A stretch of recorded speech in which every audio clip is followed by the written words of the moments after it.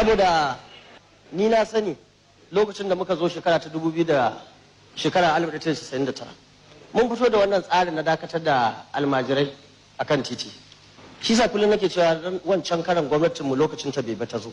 A lokacin nan mutane suka yi ta hayaniya. Manya-manyan malamai da sauran mutane da irin wannan gwamnonin da ba su gane ba suka yi ta suka. Amma yanzu abubuwa sun canja, jama'a sun gane. Wannan gwamnan da na gan shi zan tambaye shi zaka gaya min sunansa. Ya'yansa suna bara? Ya'yan Wambai gashi suna zaune suna bara? Ya'yan Rabi Kwankwa suna bara? Ya'yanka suna bara? Ko kai Gwangwazo ya'yanka suna bara? Bara kwamishinonin ya'yansa suna bara? Bara su malaman da suke wani malami ne ya faɗa ko gwamna ne ya faɗa? A cikin malaman garin nan duk wanda muka sani mana waye ɗansa yake bara? Ai in bara wani abu ce duk sai mu zuba ƴaƴan mu su je su yi bara. Abinda mutane suke yi irin wannan abu ne dai dutse ya wuce kaina kowa ya je ya faɗa a kansa.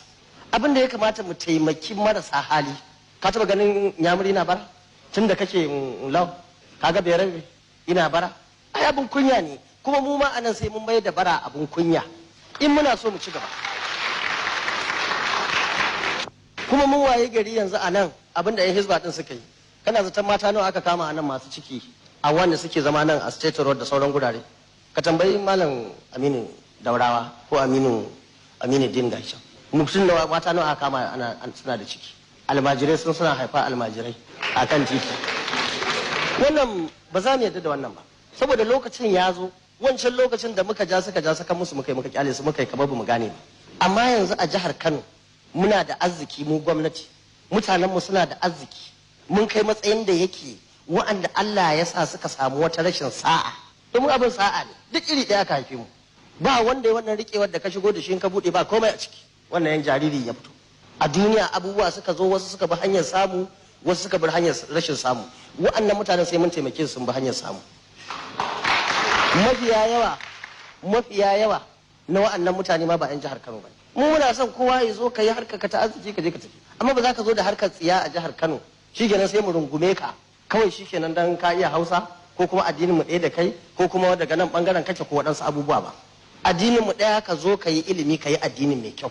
Addinin mu ɗaya, ka yi ilimi, ka zama mutumin kirki, ka zama wanda yake zai rike kansa da sauran jama'a. Irin abubuwan da muka gani kullum ana cewa Bahaushe ya yi tsarin iyali, wasu ce ya yi daidai, ya dace da addini, ya dace da al'ada, bai dace da kaza ba, malamai suna ta faɗan nasu.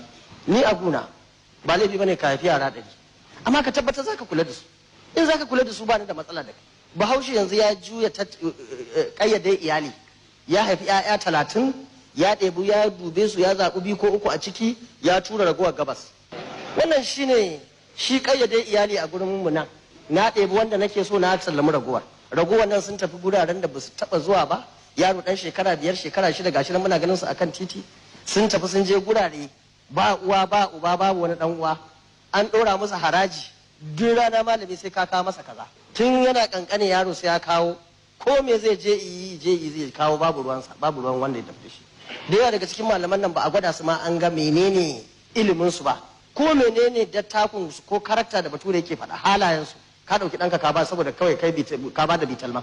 Irin wannan abubuwa dole sai an gyara, domin burin mu shine a gyara abubuwa, mutane su sami. Ba abin da yake bata min rai kamar in fita daga gidan nan in je waɗansu gurare in je in tarar da 'ya'yan Bahaushe, 'ya'yan Kano suna yawo akan titi da ƙoƙo suna neman me za su ci.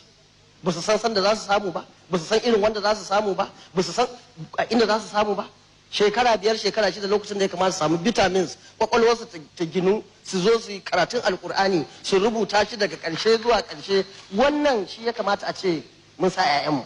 Amma yara mun basu bitalman suna yawo, in suka ganka tas din nan hararka suke suna cewa ka basu sadaka, domin kai a gurin su macuci ne kai. Ba wai kana aiki a gidan rediyo ko a gidan talabijin ba, su a gurin su ba san inda kake aiki, amma sun tabbatar da kake jan motar nan kai macucin su ne, makiyin su ne. Su girma sun tsani iyayensu, sun tsani shugabanni, sun tsani makota, sun tsani kowa.